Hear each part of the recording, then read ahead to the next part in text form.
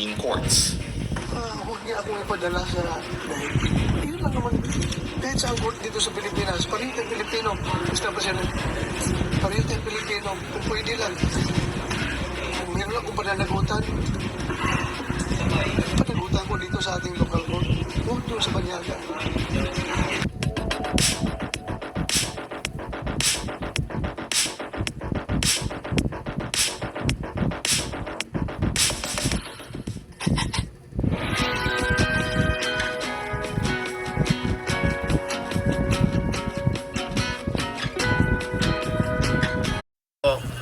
Ako ang dapat na mag-interview sa iyo.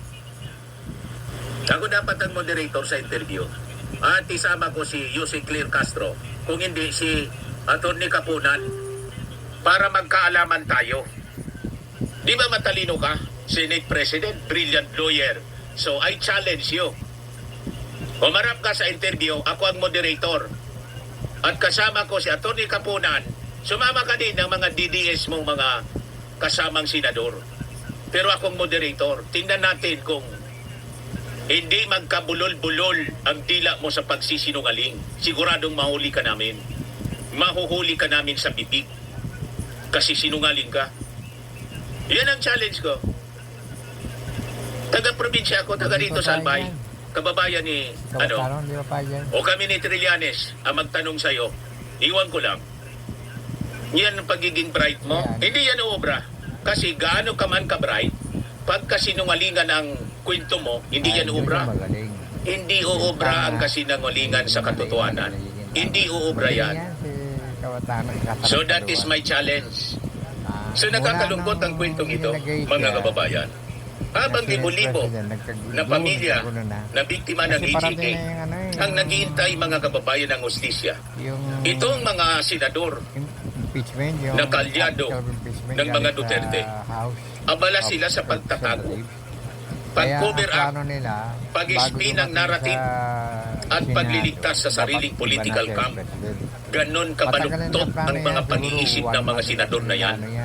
Kaya hindi ko na sila tatawaging senador.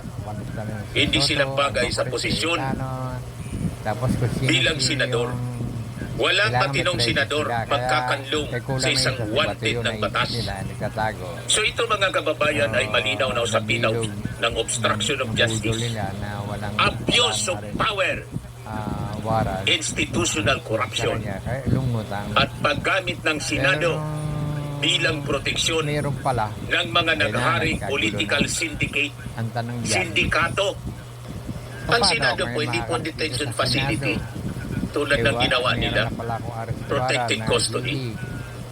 Pagkatapos yung protected custody nila, yun, pinatakas pala. Diba? Ang mandato po ng Senado, alam nila yan, gumawa ng batas, magsilbi po sa publiko, hindi sa iisang pamilya. Publiko, kasi yung publiko po ang nagsisweldo sa kanila. Ang amo nila, publiko. Kaya sabi ko, ako ang haharap kay Alan Peter Cayetano, journalist at magtatanong. I-try nang sigawan ako. I-try mo na sigawan ako. Maghahalo ang balak sa tinalupan. Papatulan kita. Sigurado yan, Alan Peter Cayetano. Hindi sa akin obra yung pagiging Senate President mo. Hindi yan obra sa akin. Hindi obra sa akin yung pagiging abogado mo. Hindi obra sa akin. Hindi mo ako kayang sindakin tulad ng journalist na sinindak mo dyan sa press con the other day. Hindi mo ako kaya. Lahat ng ginawa ni ang ugali ko tulad ni Trillanes tapos ni Laila Didima bilang Bicolano. Kasi sasabihin ni Cayetano, hindi kami takot sa inyo. Lumakad kayo, pero from time to time, may report ka sa akin. Yes, sir. Ang mandato ng Senado, alam nila yan. Iyakin na umiiral po ang rule of law. Anong ginawa ninyo?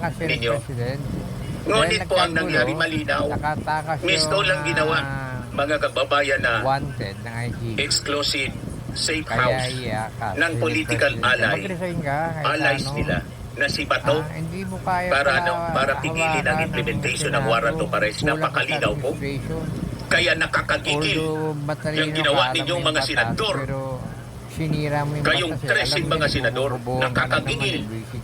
So ito mga kababayan ang malaking tanong ngayon. Kasi yan ang Kung ordinaryong Pilipino ang may warrant, papayagan ba din ba sila na magtago?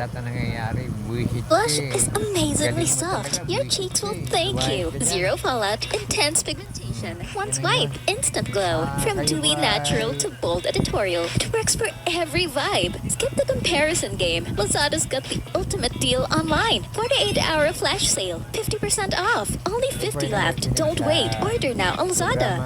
Opinion sa aking YouTube channel, Danilo. Kung nasa labas ka, magastos. TV. Pero kahit nandito ka lang din sa bahay, magastos rin. Grabe no, sobrang mahal din kasi ng mga bilihin ngayon. Buti na lang meron akong Atomy card. Sobrang laking tulong nitong Atomy card sa mga monthly expenses ko.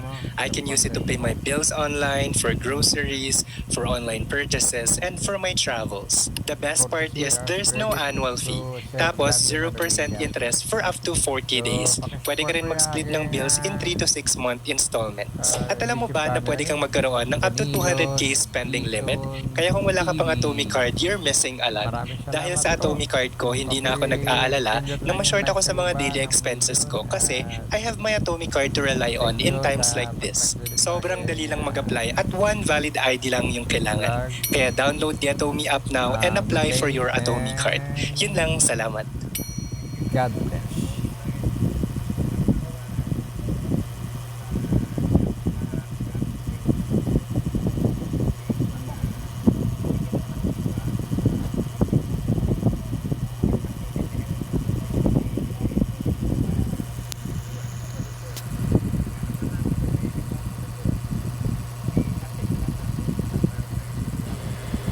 Sa loob ng gobyerno, dyan sa Senado, pwedeng magtago dyan yung mga wanted? Pwede? Gano'n na ba? Taguan ng mga wanted kriminal ang Senado? Kung ordinaryo, papayag kayo? Siyempre hindi. Pero si Bato pwede. Pwede. Ginawa ninyo eh. So ang ginawa nila, malinaw mga kababayan, kahit hindi po ako abogado, malinaw po na obstruction of justice, sabi ng mga legal experts, and accessory to the crime. Accessory kayo. Kaya may case build up na ngayon. So sa ilalim ng batas mga kababayan, napakasimple lang, i-research ninyo. Ito ang ating ito yung ating mababasa. Ang pagtatago, pagtulong makatakas o pagbibigay proteksyon sa wanted individual ay maaaring pumasok sa obstruction of justice, accessory to the crime, at abuse of authority. At dito pumapasok ang seryosong papel ng isang personalidad sa Senado. Umanda kayo, tampak na kaso ang kakarapin ninyo. Ang obstruction of justice, ulitin natin, ni-research ko, napakadaling i-google, 4 to 6 years, maximum 6 years, na pagkakulong, perpetual disqualification from any public office. Perpetual. Bawal na sa inyo, disqualified na kayo pag napatunayan kayong guilty na tumakbo pa sa anumang posisyon o ma-appoint sa anumang posisyon sa gobyerno. Ganyan kabigat. Deserve niyo yan lahat. Palagay, po yun. Nangyari yan because irespeto siya. Binigyan siya ng respeto bilang senador na siya ay magboboluntaryong magpapasailalim sa kustodiya ng NBI. Kaso ginawa niya, hinawi niya. Nag-resist siya ng arrest. Tapos tumakbo nga, kumaripas ng takbo dun sa Criminal. Yun lang po yun. Kasi kung tatratuhin ko, hindi siya re-respetuhin. Pagkalabas pa lang niya nung kotse doon, dadamputin na siya, papupusasa na siya. Kaso nga ayaw ng dahil nga binibigyan siya ng karampatang respeto bilang incumbent senator, tinake advantage naman niya. Sen, gagamitin ko po yung term na sinabi nyo. Tama ho ba sa inyo pong pagkakaalam, nag-resist sa pag-aresto sa kanya si Sen Bato? Resisting arrest. Yes. Maliwanag po yun doon sa CCTV. Resisting arrest.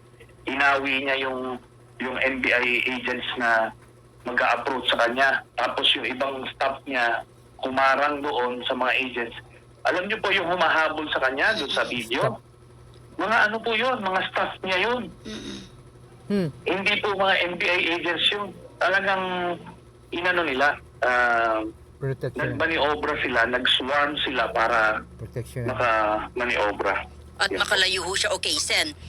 Ano pong sa inyo pong masasabi na hindi po siya nahuli because sa pag-custody ho sa kanya ng Senado? Dumaan At sa doon ho exit siya pala. natutulog at matutulog. Doon siya dumaan sa exit. Ganito po. So sabi ko nga, kung nag-voluntaryo siya nung doon pa lang sa garahe pa lang, hindi siya makakasilong sa Senado. Okay. Ngayon nung nakalusot na, ito naman, gumawa naman ng Excellent. protective custody daw itong si Alan Cayetano. Wala pong ganon. Wala pong proteksyon na binibigay sa Senado para sa senador. Yung nakalagay po sa saligang batas, during session, hindi maaaresto ang isang senador kung meron siyang kinakaharap na kaso na minor lang, yung 6 years and below lang yung penalty. Pero dito ho, crimes against humanity yan, life imprisonment yan. So nangyari na yan. Yung sinasabi ni Cayetano at ni Marcoletang hindi nangyaring may pag-aresto sa loob ng Senado while in session. Nangyari na po sa amin yon. Si Senator Laila de Lima, ginawang-gawa ng kaso, inimbentohan ng kaso ni Digong, hinuli sa Senado. Sumama siya. Ako, nung binawi yung aking amnesty, inisyuhan ako ng warrant ng RTC, binasahan ako ng Miranda rights doon mismo sa loob ng Senado while in session. Tapos sumama po ako doon sa arresting team. So 2 beses nangyari. Ano yung sinasabi nito? Hindi naman pwede yung ganun-ganun na lang magsisinungaling na parang parang totoo kung magsalita pero kasinungalingan ang sinasabi. Kaya kailangan kong bantayan itong mga ginagawa nila at sinasabi. Okay. Kung mali naman yung pag-custody sa kanya, pwede pala siyang hulihin anytime. So ano po ang inaantay? Sa tingin nyo, ano po yung hadlang? Ganito po, nagkaroon po ng nagpasya yung NBI kagabi na para hindi na mag-kiskisan kasi muntik na magtutukan nung kagabi, Nako. para